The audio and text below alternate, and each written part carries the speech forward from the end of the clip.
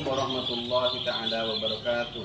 Bismillah, alhamdulillah, salatu wassalamu ala rasulillah wa ala alihi wa sahbihi wa mawalah, wa la hawla wa la quwwata illa billah, amma ba'du. Yang terhormat dan yang kami hormati Bapak Ibu dosen penguji, perkenalkan nama saya Ridho, saya guru Madrasah Aliyah Al-Ibrahimi Konang Bangkalan, Jawa Timur.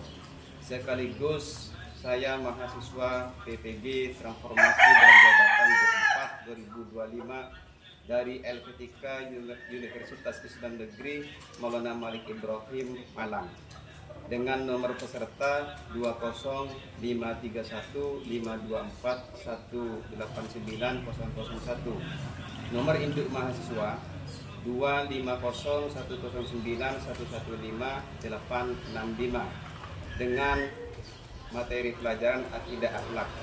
Pada hari ini Kamis tanggal 22 Januari 2026 saya akan melaksanakan uji kinerja, yakni UKIN dalam praktek pembelajaran di kelas 11 Madrasah Aliyah Al-Ibrahimi Konang Bangkalan, Jawa Timur. Mohon maaf atas segala kekurangannya. Selamat menyaksikan. Wassalamualaikum warahmatullahi ta'ala wabarakatuh.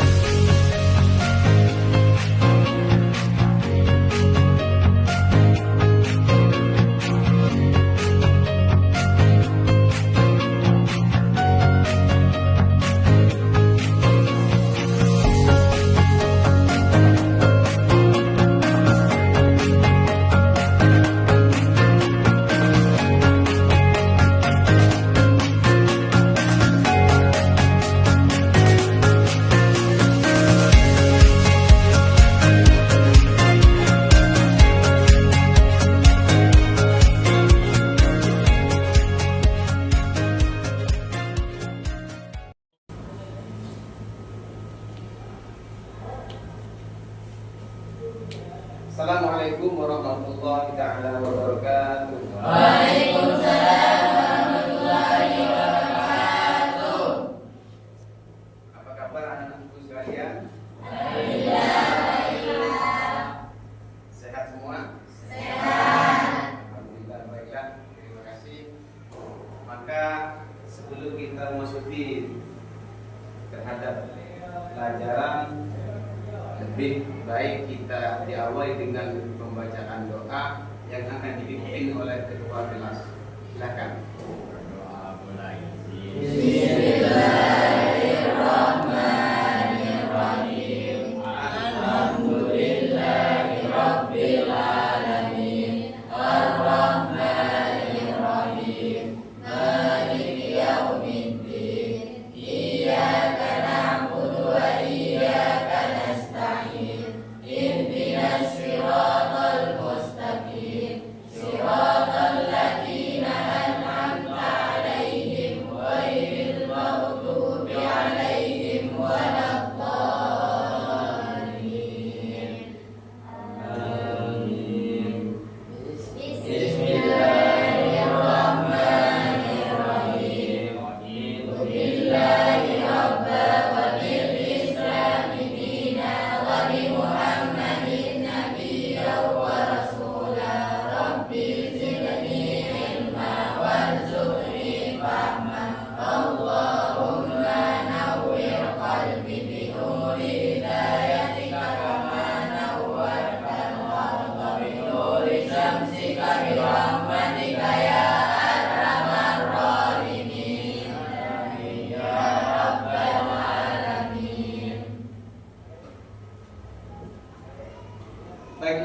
sekalian, mudah-mudahan dengan adanya doa kita ini kita belajar semakin giat, semakin semangat dan mendapatkan ilmu yang bermanfaat dan barokah. Amin. Sebelum mata pelajaran dimulai, saya absen dulu kehadiran kalian. Romlah, Istiana, Syafa'ah, Najwa, Mita, Rifqatul Hasanah, Nuris Sobak, Aliyatul Jannah, Wiwi Farida, Muhammad Iqbal Ramadhani, Nuril Manhur, Muhammad Asraful Umam, Muhammad Fahmi, Muhammad Anam. Oke, hadir semua ya. Mari kita masuk terhadap materi pembelajaran. Materi belajar sekarang ini adalah mengeksplorasi atau meningkul peserta didik dibagi menjadi kelompok-kelompok kecil. Setiap kelompok membaca dan mendiskusikan materi dari buku ajaran tentang 1. Akidah pada masa Nabi Muhammad SAW, fokus pada persatuan. Yang kedua, akidah pada masa Nabi Muhammad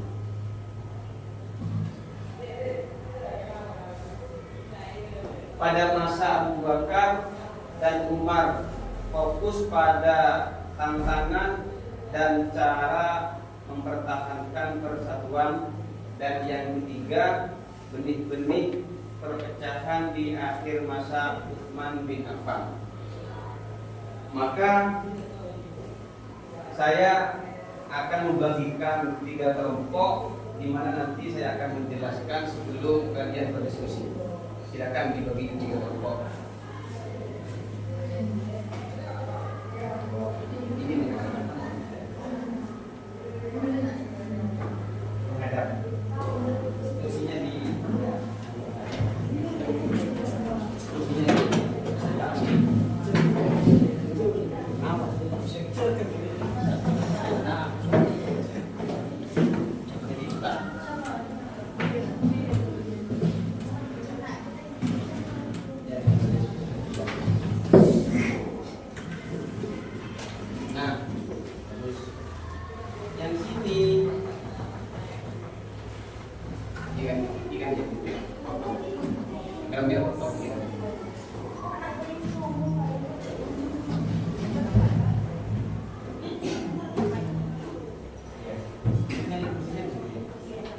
biar sini aja.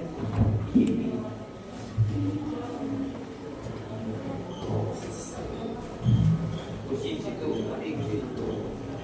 Yang dua juga sini. Nah, dua-dua.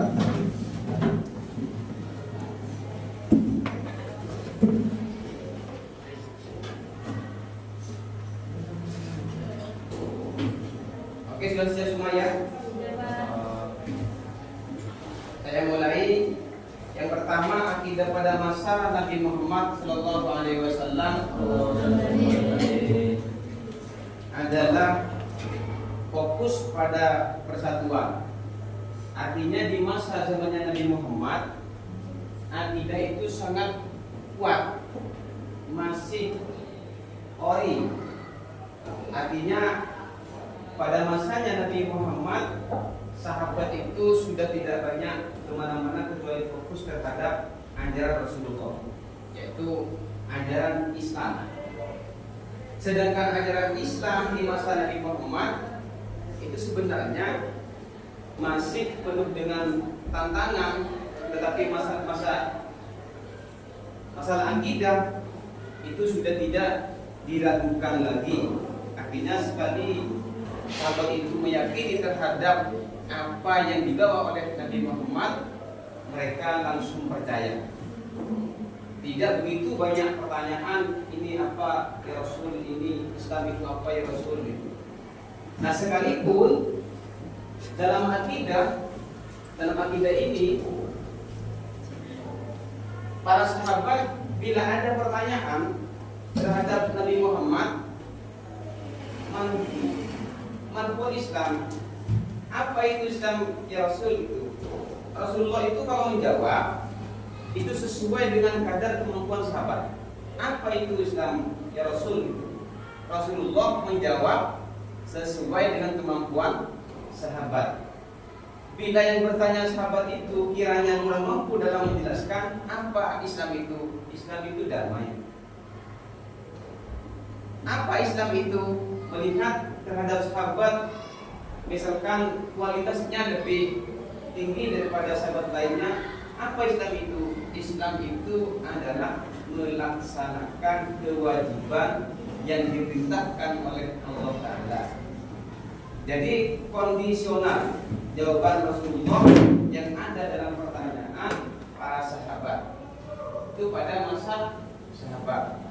Yang kedua adalah akidah pada masa Abu Bakar dan Umar bin Khattab fokus pada tantangan dan cara mempertahankan persatuan. Apa persatuan itu? Yaitu persatuan Islam pada masanya Rasulullah. Dan pada masa Rasulullah, Islam itu disebarkan dengan cara yang pertama adalah rahasia, sir, disebarkan kepada pertama adalah keluarga, istri, lalu famili Rasulullah. Itu Islam yang pertama. Setelah itu ada namanya sahabat Abu Bakar. Sahabat Abu Bakar bin Siddiq itu dan Utsman, Ali telah masuk dalam bagian atau barisan Rasulullah. Kemudian mengajukan satu pertanyaan, ya Rasul, kenapa tidak disebarkan secara terang-terangan saja?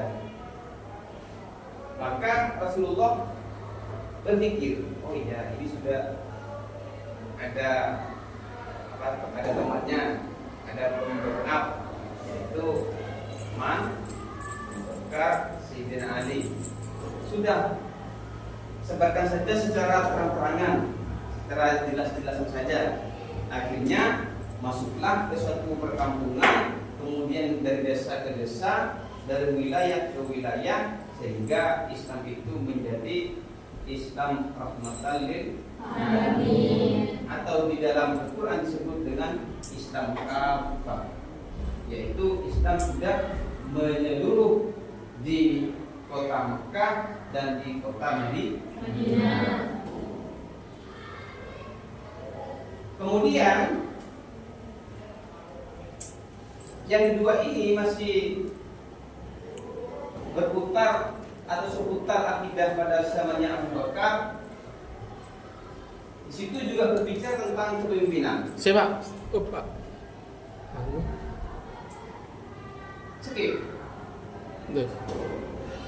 Pada masanya Abu Bakar atau Khulafaur Rasyidin, di situ Islam sudah kuat, sudah murni, sudah tersebar ke seluruh wilayah-wilayah, maka tidak ada pembicaraan murni Islam, tetapi berbicara tentang politik, yaitu kepemimpinan. Apalagi setelah Khulafaur Rasyidun Rasulullah meninggal dunia, maka situlah ada pertikaian siapa yang akan menjadi khalifah atau siapa yang akan menjadi pemimpin Rasulullah Shallallahu Alaihi Wasallam yang pantas menjadi pengganti daripada Rasulullah.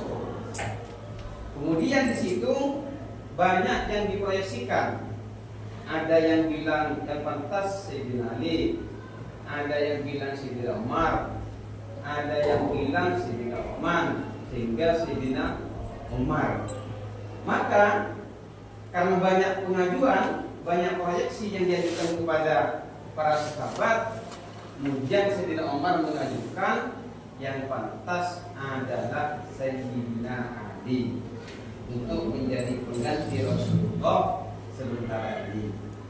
Nah, untuk menghindar dari konflik-konflikan ini, maka satu pemimpin harus diangkat supaya meredakan terhadap kekonflikan atau ketuduhan di dalam Islam pada masanya sahabat atau Khulafaur Rasyidin. Yang ketiga, benih-benih perpecahan di akhir masa Utsman bin Affan. Nah, di masanya Sayyidina Utsman ini banyak fitnah yang muncul ketika Sayyidina Utsman menjadi pemimpin. Oke, baiklah anak, gimana masih semangat? Alhamdulillah. Gimana hasil diskusinya? Oke, saya ingin mendengarkan sebuah pertanyaan atau dari beberapa pertanyaan, dan di antara kalian yang harus menjawab. Kami di sini dibagi 3 kelompok, maka 2 kelompok yang mempunyai untuk menjawab, 1 kelompok adalah bertanya. Silakan hasil diskusinya tanyakan sama kelompok ini.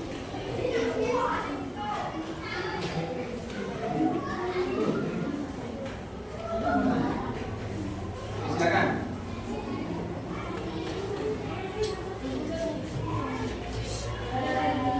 Pegang.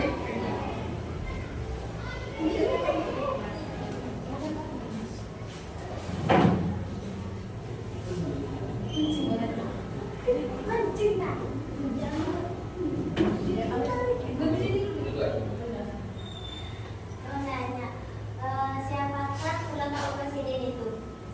Silakan. Di antara kelompok yang kedua menjawab. Oke, silakan.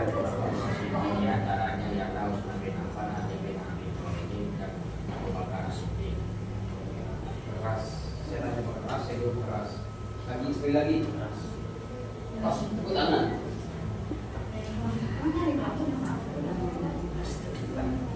Ya. Iya, Bang. Ulang. Kurang keras. Jawabannya itu. Silakan. Siapa sajakah Khulafaur Rasyidin? Khulafaur Rasyidin ya, di antaranya Ali bin Abi Thalib, Utsman bin Affan, dan Abu Bakar As-Siddiq. Betul sekali.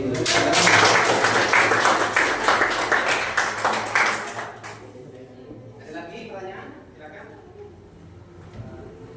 Pertanyaan yang kedua silakan. Silakan pertanyaan yang kedua.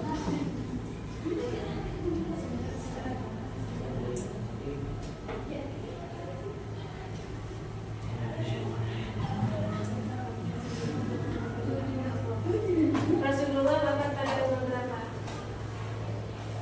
Rasulullah wafat pada umur 63 tahun. Lagi. 63 tahun. Gugup payung. Ulang. Rasulullah wafat pada umur berapa? Umur 63 tahun. Umur 63 tahun.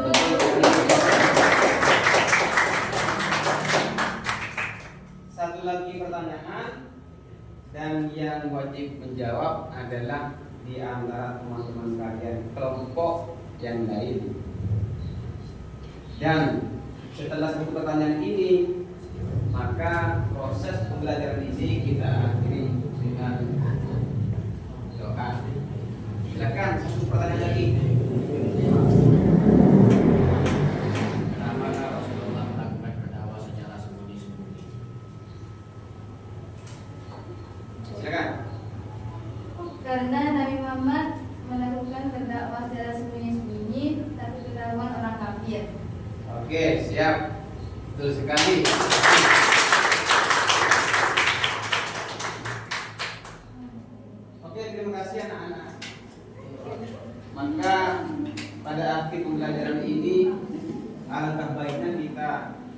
ditutup dengan doa, karena yang awal setiap sesuatu yang baik itu diawali dengan doa dan diakhiri dengan doa. Dan mudah-mudahan apa yang saya sampaikan dan apa yang kalian diskusikan ini menjadi sebuah pelajaran yang sangat berharga. Yang mendapatkan ilmu yang barokah dan bermanfaat. Amin. Amin. Nah, pada akhir pelajaran ini mari kita akhiri dengan doa yang dipimpin oleh ketua kelas. Silakan. Bismillahirrahmanirrahim.